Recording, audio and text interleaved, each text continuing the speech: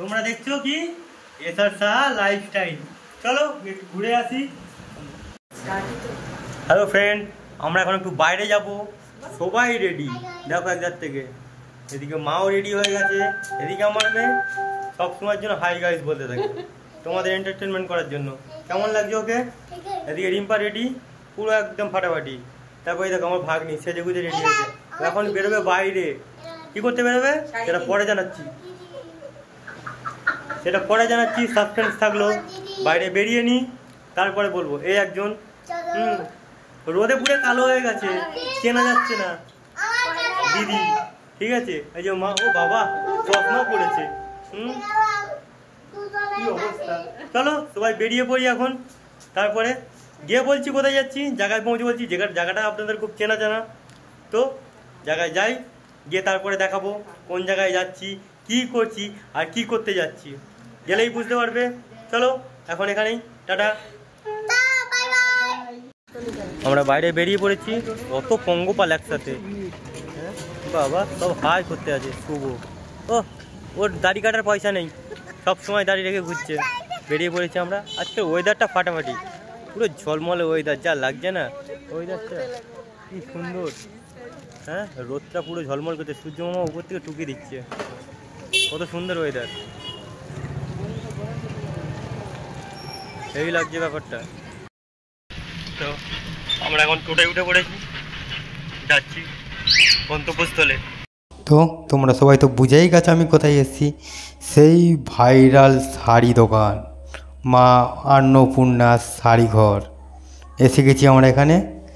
এখন দেখি কি পাওয়া যায়। খুব তো নাম ডাক শাড়ি ঘরের, এই পাওয়া যায় সেই পাওয়া যায়, মাত্র 50 টাকায় নাকি শাড়ি পাওয়া যায়। আজ পর্যন্ত চোখে দেখিনি, এই ফার্স্ট টাইম দেখবো। চলো ভিতরে ঢুকে পড়েছি। আরে বাস, শাড়ির তো গোডাউন। সবাই বলছে এটা নাকি শাড়ির দোকান, আমার তো মনে হচ্ছে শাড়ির গোডাউন এটা। চারিদিকে শুধু শাড়ি আর শাড়ি, শাড়ি আর শাড়ি। হ্যাঁ, কাস্টমারও প্রচুর, কিন্তু দোকানের ভিতরে প্রচুর গরম। এত গরম যে গরম আর নেওয়া যাচ্ছে না, প্রচণ্ড গরম। তো কি করব, শাড়ি তো কিনতে গেছি। এক ঝাল তাল মিলে আমরা সবাই, মা, দিদি, মানু, আমার মেয়ে, রিম্পা, ভাই, সবাই মিলে গেছি। ওরা শাড়ি কিনবে, আমরা ঘুরবো, দেখবো। তো দেখছি একটা দুটো তিনটে, তো পছন্দ তো একটাও হচ্ছে না। কি এত ভাইরাল, এত কিছু পাওয়া যায়। 50 টাকায় শাড়ি, 100 টাকায় নাইটি, কত নামটা, কিন্তু গোটা শুধু ঘুরেই দেখছি, পছন্দ তার হচ্ছেই না। তো কি আর করব, দেখে বাড়ি বেরিয়ে পড়লাম। ভালো লাগছে না। তো নাম তো রেখেছে মা অন্নপূর্ণা শাড়ি ঘর। তো পুজোর মরশুম, ভিতরে ঢুকে যেটা এক্সাইটমেন্ট, খুব এক্সাইটমেন্ট ছিল যে যাব, অনেক শাড়ি বাড়ি কিনবো, আসবো। কিন্তু গিয়ে একটাও কিছু নিলাম না। কেন?